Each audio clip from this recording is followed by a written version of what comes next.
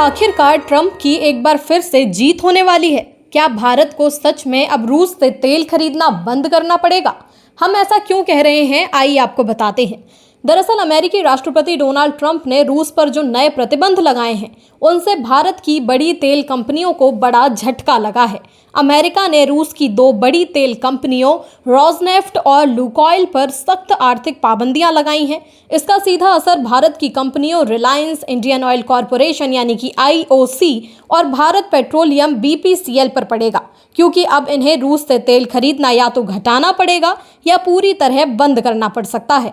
Trump के नए नियमों के मुताबिक कंपनियों को 21 नवंबर तक का वक्त दिया गया है ताकि वे रूसी कंपनियों से अपने सौदे खत्म कर लें। इसके बाद अगर कोई कंपनी रूस से तेल खरीदेगी तो उसे अमेरिकी बैंकों से मिलने वाली फाइनेंशियल मदद नहीं मिलेगी। ये पाबंदियां भारत की तेल खरीद नीति पर बड़ा असर डाल सकती हैं। कुछ साल पहले तक भारत अपनी कुल तेल जरूरतों का सिर्फ 2 से 3% ही रूस से लेता था, क्योंकि वहां से तेल लाना महंगा पड़ता था। लेकिन रूस यूक्रेन युद्ध के बाद जब रूस ने डिस्काउंट पर तेल बेचना शुरू किया तो भारत का आयात 35 से 40% तक पहुंच गया। रिलायंस जैसी कंपनियों ने सस्ता रूसी तेल खरीदकर काफी मुनाफा कमाया। लंदन की एक एनर्जी फर्म के मुताबिक रिलायंस ने पिछले 3 साल में इस सौदे से करीब $6 अरब यानी कि लगभग 50,000 करोड़ रुपए का फायदा कमाया है। रिलायंस का रोसनेफ्ट के साथ 10 साल का कॉन्ट्रैक्ट है, जिसके तहत वो रोज करीब 5 लाख बैरल कच्चा तेल खरीदती है, जबकि सरकारी तेल कंपनियां ज्यादातर स्पॉट मार्केट से यानी कि मौके पर तय दामों पर तेल खरीदती हैं। रिलायंस के एक प्रवक्ता ने द टेलीग्राफ से बात करते हुए कहा कि अमेरिका ने कंपनियों को 21 नवंबर तक का वक्त दिया है ताकि वे रूसी तेल का कंपनियों के साथ अपने सौदे खत्म कर लें, जैसा कि नए प्रतिबंधों में कहा गया है। वहीं फाइनेंशियल टाइम्स को दिया हुआ बयान में कंपनी ने बताया कि रूसी तेल आयात को लेकर फिर से सोच विचार चल रहा है और रिलायंस भारत सरकार के नियमों और दिशा निर्देशों के हिसाब से ही आगे कदम उठाएगी। इन नए नियमों के बाद सिर्फ 2 दिन में ही अंतर्राष्ट्रीय बाजार में तेल के दाम करीब $3 यानी कि 5% बढ़ गए।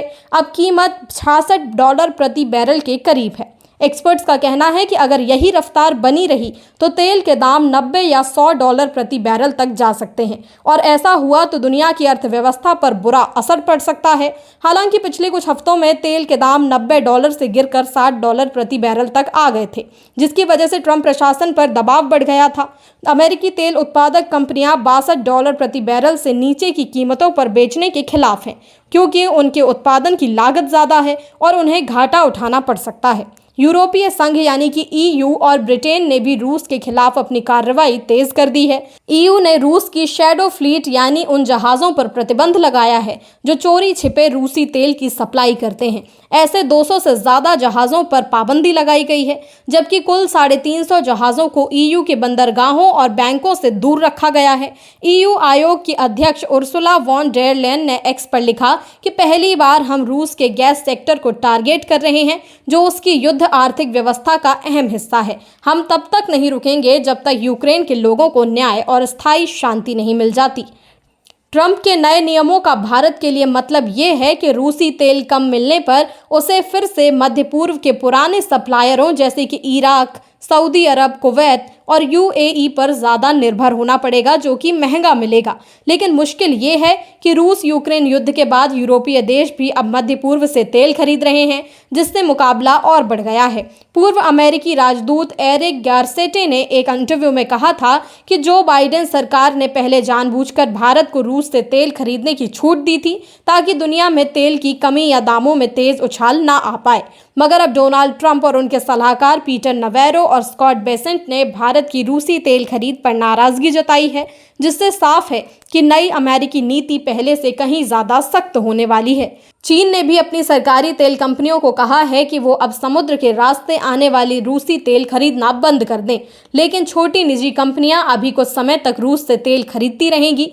रूस से पाइपलाइन के जरिए आने वाला तेल अभी भी चीन की कुल तेल जरूरत का करीब 10 से 40% तक का हो सकता है। आपको बता दें कि भारत में पेट्रोल की कीमतें पिछले 2 साल से लगभग वही हैं, जबकि इस दौरान कच्चे तेल के दाम $90 से गिरकर $60 प्रति बैरल तक आ चुके हैं। फिलहाल कीमतों में बढ़ोतरी का सीधा असर आम लोगों पर तुरंत नहीं पड़ेगा, लेकिन अगर वैश्विक तेल कीमतें लगातार बढ़ती रहीं तो अर्थव्यवस्था पर दबाव जरूर बढ़ सकता है। इस बीच सऊदी अरब ने मांग में कमी के बावजूद 2026 तक तेल उत्पादन बढ़ाने की योजना बनाई है।